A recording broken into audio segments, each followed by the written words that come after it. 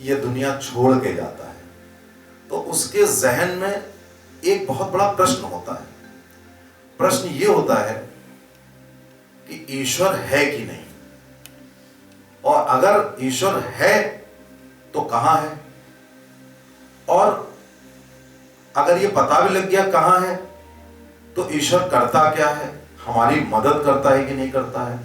इस सिद्धांत के आधार पे दो गुट हो गए। एक गुट हो गया जो ईश्वर को मानता नहीं, और एक गुट हो गया जो ईश्वर को मानते हैं। ना मानने वालों की संख्या बहुत कम है, क्योंकि मानने वाले में कहीं ना कहीं हल्का सा डर होता है। तो कुछ लोग डर के कारण भी मानते हैं, लेकिन जब से ये सृष्टि बनी और आज तक आप समझिए करोड़ों अरबों लोग इस दुनिया की यात्रा करके चले गए, लेकिन ये प्रश्न अपने जहन में अपने साथ ले गए कि ईश्वर कहां है, ईश्वर क्या करते हैं। और कई बार हमारे साथ ऐसी घटनाएं हो जाती हैं जो हम मानने को विवश हो जाते हैं कि ईश्वर है, और कई बार हम दोष देने लगते हैं ईश्वर को कि ईश्वर ने मेरी मदद नहीं की। कई ऐसे प्रश्न हैं जो आप ड्राइंग रूम में डिस्कशन करते हैं कि यार अगर ईश्वर होते, अगर बुरे लोगों को दंड देते, तो आज दुनिया में चारों तरफ भ्रष्टाचार है, चारों तरफ बेईमानी है, बड़ा मजा ले रहे हैं। ये बेईमान लोग कितना मजा ले रहे हैं। आप देखते होंगे कि कितने रसूखदार लोग, नेता लोग, बड़े पदों पे बैठे लोग बड़े बड़े अन्याय कर रहे हैं, अत्याचार कर रहे हैं, और यही नहीं, उनके पास धन की कोई था नहीं। तो अक्सर ये प्रश्न मुझसे कम से कम लोग करते हैं कि ये बताइए कि ये लोग हैं, इनको कभी दंड तो मिलता नहीं, इनको हम 25 साल से देख रहे हैं, 50 साल से देख रहे हैं, बड़ा मजा ही मजा ले रहे हैं। तो क्या है, ईश्वर कहां है? अगर ईश्वर होता तो इनको क्या दंडित नहीं करता? और जाने कितने लोग हैं जो मेहनत कर रहे हैं, ईमानदार हैं, बड़े सच्चे हैं, और वो झेल रहे हैं, तकलीफ झेल रहे हैं, जाने क्या क्या कर रहे हैं। तो आखिर ईश्वर क्या कर रहे हैं बैठे? ईश्वर न्याय क्यों नहीं करते? तो फिर एक प्रश्न का और जन्म हुआ कि क्या ईश्वर में इतनी शक्ति है कि वो हर एक के साथ न्याय कर सके? इस तरह के प्रश्न दिन पर दिन बढ़ते चले जाते हैं, कंफ्यूजन बढ़ता चला जाता है, हमारी उम्र बढ़ती चली जाती है, लेकिन हम किसी निष्कर्ष पे, कंक्लूजन पे नहीं आ पाते कि ईश्वर देख तो आप सकते नहीं, महसूस कर सकते हैं। अगर हम महसूस कर सकते हैं तो वो है कहां आखिर, और वो क्यों नहीं किसी अत्याचार, अन्याय में बिल्कुल सामने आ जाता? जैसे सब लोग इस प्रश्न का उत्तर ढूंढ रहे थे, तो हम लोग भी ढूंढ रहे हैं। तो आज उस पर हम भी एक बात जोड़ना चाहते हैं, और लोगों ने जोड़ी, हम भी जोड़ना चाहते हैं। इस प्रश्न के उत्तर से पहले आपको समझना होगा ब्रह्म और ईश्वर में क्या फर्क है। अब फिर से कंफ्यूजन आया कि अब आपको लगा कि ये ब्रह्म और ईश्वर दो बातें कैसे कह दी।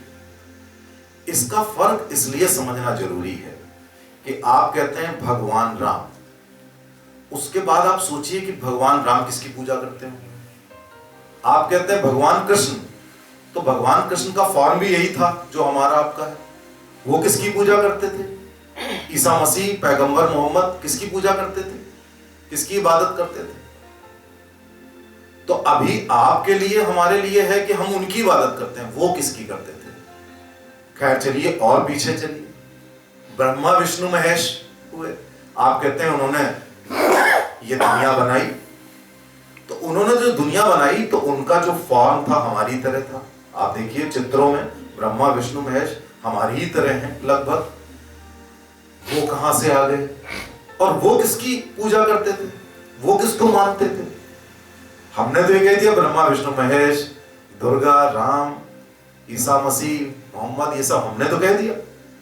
लेकिन उन्होंने क्या कहा, उन्होंने किसको आदर्श माना? इसका मतलब उनके पहले भी कुछ रहा होगा। ये सृष्टि तो लाखों साल से बनी हुई है। ये बात आपको समझ में आ रही है कि आखिर उनके लिए कौन था? इसका मतलब अगर ये ईश्वर थे और हैं, तो इनके ऊपर भी कोई था, तो इनके ऊपर जो था वो था ब्रह्म। था नहीं, है। ब्रह्मांड जो बना वो संयोग की बात नहीं थी, वो ब्रह्म से बना। ये जगत मिथ्या है। ये जगत एक ऐसी ही बात है जो मिथ्या को कहते हैं झूठ। एक श्लोक है कि ब्रह्म सत्यम जगत मिथ्या, जीवो ब्रह्मैव न पारा। इसका अर्थ है कि ब्रह्म सत्य है, जगत मिथ्या है, और जीव को ब्रह्म से अलग नहीं किया जा सकता। यानी कि जीव की उपस्थिति में ही ब्रह्म की उपस्थिति है। अब ये देखिए, बड़ी अजीब सी बात है कि ब्रह्मांड में ब्रह्म एक शक्ति है जो निराकार है, जो निर्गुण है। निर्गुण का मतलब ये नहीं कि उसके अंदर गुण नहीं है, ये मत समझ लीजिएगा निर्गुण का मतलब कोई गुण ही नहीं है।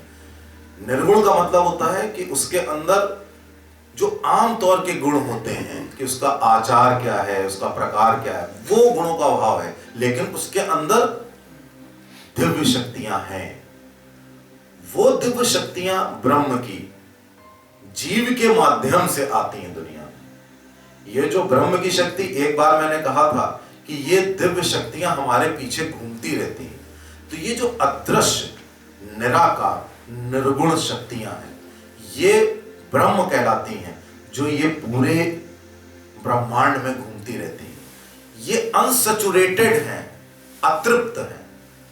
अनसैचुरेटेड जो साइंस पढ़ते हैं उनको मालूम है, अनसैचुरेटेड का मतलब होता है कि वो किसी की खोज में है, वो अपने आप कुछ नहीं करती, वो किसी जीव के माध्यम से कुछ करती हैं।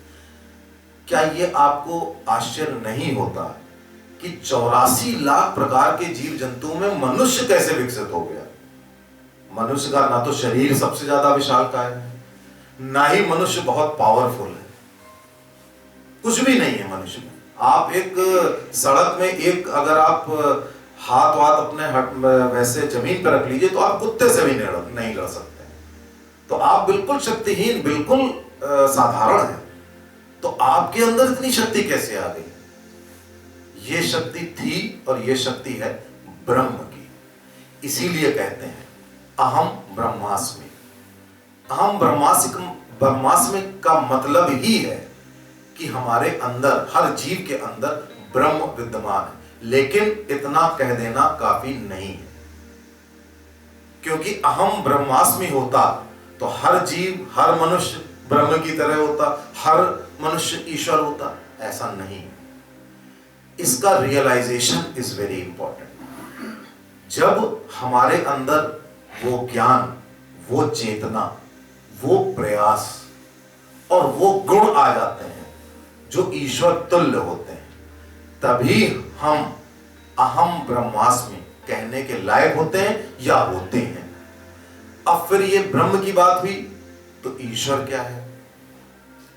इसको अगर हम साधारण भाषा में कहें तो ईश्वर ब्रह्म का डेलीगेटेड फॉर्म है। जैसे पावर को डेलीगेट किया जाता है ना, कि ये हमने पावर आपको डेलीगेट कर दिया, आप करिए। जिस व्यक्ति में ब्रह्म पूरा समा जाता है वो ईश्वर का रूप धारण कर लेता है। चाहे वो भगवान राम हो, ब्रह्मा विष्णु महेश हो, दुर्गा सरस्वती हो।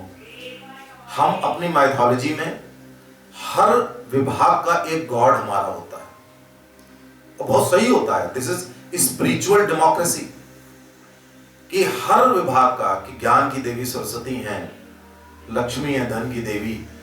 ये कैसे संभव हुआ? क्योंकि उस विभाग में जब उस व्यक्ति ने अपने शरीर में ब्रह्म का प्रवेश करा लिया और दुनिया को कुछ दिया, तो वो धीरे धीरे ईश्वर का रूप धारण करता है। और this is known as formation of God. ये आपको बड़ा अजीब सी बात लग रही होगी, फॉर्मेशन ऑफ गॉड। इस तरह से ईश्वर का निर्माण होता है। बड़ी अजीब सी बात है। लेकिन ब्रह्म तो पहले से विद्यमान है, लेकिन ब्रह्म कोई फॉर्म नहीं ले सकता। ब्रह्म कोई फॉर्म नहीं ले सकता, मजबूर है। ब्रह्म केवल ह्यूमन या किसी जीव के माध्यम से ही दुनिया में कुछ काम करा सकता है। जैसे कोई अत्याचार होता है, अनाचार होता है, अन्याय होता है, कोई जना बहुत गड़बड़ कर रहा है, तो क्या होता है, बहुत सालों तक होता रहता है, लेकिन ऐसा नहीं होता है कि वहां पे ब्रह्म आके उस व्यक्ति को दंडित कर दे। वो ऐसा नहीं करता। ब्रह्म पहले एक व्यक्ति में समाता है, वो व्यक्ति जाके करता है। अगर कंस का वध किया था तो कृष्ण ने किया था, उसके अत्याचारों से तंग आकर एक व्यक्ति में ब्रह्म समाया था। रावण का वध राम ने किया था तो एक व्यक्ति में ब्रह्म समाया था। ऐसे ही जितने भी चीजें हैं, एक व्यक्ति में जब ब्रह्म समाता है तो वो व्यक्ति ब्रह्म को समा करके शक्तिशाली होते हुए चेतना लाकर वो समस्या सुलझाता है। जब वो समस्या सुलझाता है तो हम लोग उसको ईश्वर का दर्जा देते हैं। अगर साईं बाबा एक पेड़ के नीचे बैठकर लोगों के ऊपर हाथ रखते थे और लोग ठीक हो जाते थे, बीमार लोग ठीक हो जाते थे और उनको भोजन मिल जाता था, तो उसका क्या मतलब है? उसका मतलब है उनके अंदर कुछ ऐसा ब्रह्म समाया, ऐसी शक्तियां समाई कि वो एक बीमार को अपने आप ठीक करने लगे। इससे ये भी मतलब निकला कि हर व्यक्ति में ईश्वर बनने की क्षमता है और धीरे धीरे जो व्यक्ति ये क्षमता विकसित करता है, धीरे धीरे वो ईश्वर का दर्जा लेता है। गौतम बुद्ध, अभी कुछ लोगों के लिए ईश्वर है, कुछ लोग उनको महापुरुष कहते हैं। अभी फॉर्मेशन ऑफ गॉड है कि अभी इतने वर्ष हो गए हैं कि अगर वो 5th 6th BC में गौतम बुद्ध आए थे तो 5th 6th BC का मतलब हुआ मेरे ख्याल से 2500 साल पहले। तो अगर 2500 साल पहले, तो 2500 साल में कुछ लोगों ने उन महापुरुष को भगवान का दर्जा दे दिया। कुछ लोग अभी और इंतजार कर रहे हैं 500 साल का। तो 3000 साल बाद ऐसा लगेगा कि गौतम बुद्ध बिल्कुल ईश्वर के साक्षात रूप हैं। ये जो डिफरेंस है, इस डिफरेंस से एक फायदा होता है। फायदा ये होता है कि एक आम व्यक्ति ज्ञान मार्ग पे नहीं चल सकता। ब्रह्म को जानने के लिए ज्ञान मार्ग की जरूरत होती है। ब्रह्म को आप ज्ञान से जान सकते हैं कि जैसे हम अभी बात कह रहे हैं कि ब्रह्म एक शक्ति है जो दिखती नहीं है, जो निराकार है, निर्गुण है। ये ज्ञान की बात है। जैसे हिंदू धर्म में ये जो बात है जो बोली कि ब्रह्म सत्यम जगत मिथ्या, ये क्या बात है? ये ज्ञान मार्ग पे चल के हमने देखा कि जगत मिथ्या है, ब्रह्म ही सत्य है। वो ज्ञान मार्ग से आप ब्रह्म की प्राप्ति कर सकते हैं, लेकिन आम आदमी क्या करेगा? जो आदमी सुबह से शाम तक मजदूरी कर रहा है वो ज्ञान से दूर है और मेजॉरिटी उन्हीं की है। 90%, 95%, मेरे ख्याल से 99%। तो फिर वो प्रभु तक कैसे पहुंचे, वो ब्रह्म तक कैसे पहुंचे? इसीलिए ईश्वर का फॉर्मेशन हुआ। क्यों?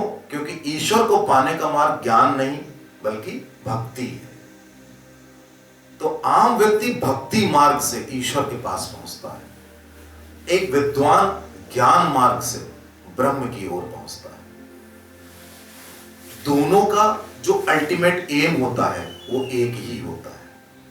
एक आम आदमी मंदिर के पास, मंदिर में जाकर ईश्वर से की जो भक्ति करता है, वो शायद ऊपरी तौर पे ये सोच रहा हो कि मैं ये करूंगा तो मुझे ये मिल जाएगा, लेकिन ऐसा नहीं है। होता ये है, वो भी एक तरह का मॉडिफाइड ज्ञान मार्ग है। ऐसा करके वो अपने आप को शक्तिशाली बनाता है और जब उसके अंदर शक्ति आती है तो सबसे पहले वो अपनी समस्या दूर करता है। और अगर वो नियमित रूप से जाता है मंदिर, तो वो धीरे धीरे उस शक्ति को अपने अंदर समाता रहता है और अपने कार्य सिद्धि में और बलवान होता जाता है।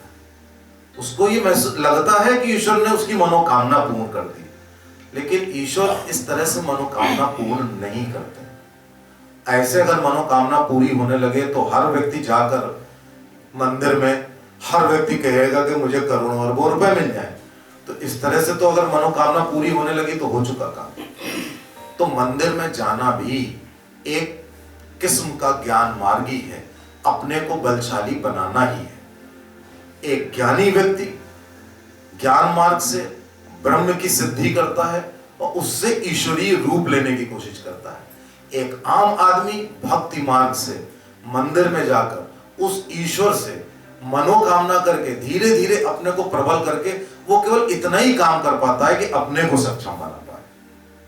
ये फर्क होता है एक हाई क्वालिटी व्यक्ति और एक आम व्यक्ति में, कि हाई क्वालिटी व्यक्ति अगर ज्ञान मार्ग के रास्ते से कुछ हासिल करता है तो वो पूरे समाज और पूरी दुनिया की भलाई करने के लिए करता है, उसके अंदर ये एक इच्छा होती है। एक आम आदमी वो इतना दुखी होता है, परेशान होता है कि वो कहता है पहले तो मेरी ही समस्या सुलझ जाए। तो वो अपने आप को सक्षम बनाता है, और वो सक्षम जो बनाता है वो इस तरह से नहीं बनाता है। उससे आम आदमी से कहोगे कि तुम सक्षम बनाने जा रहे हो तो वो मंदिर नहीं जाएगा। वो इसी आशा में जाता है कि ईश्वर हमारी इच्छा पूरी करे, और पूरी होती है, पूरी करने वाला वही होता है ईश्वर के माध्यम से। तो इस ब्रह्म और ईश्वर के भेद को अगर आपने समझ लिया तो आप पूरे ब्रह्म को अपने अंदर समा सकते हैं। और अंदर जब आप झांक कर ब्रह्म को देखते हैं तो आप पाते हैं कि वही ईश्वरीय गुण आपके अंदर आने लगते हैं। दया, प्रेम, अहिंसा, ये सब आने लगती है, और धीरे धीरे आपके अंदर चेतना का एक अल्टीमेट फॉर्म आने लगता है। ऐसी भयंकर चेतना आने लगती है कि आप बैठे बैठे आपको पता लगने लगता है कि अभी वहां कुछ होना है, अभी वहां कुछ होना है, ऐसा कुछ वहां हो रहा है, ऐसा हो जाएगा। और धीरे धीरे उस चेतना का जो अल्टीमेट फॉर्म जब आपके अंदर आ जाता है तो आप एक साक्षात ईश्वर का रूप हो जाते हैं। बहुत बहुत धन्यवाद।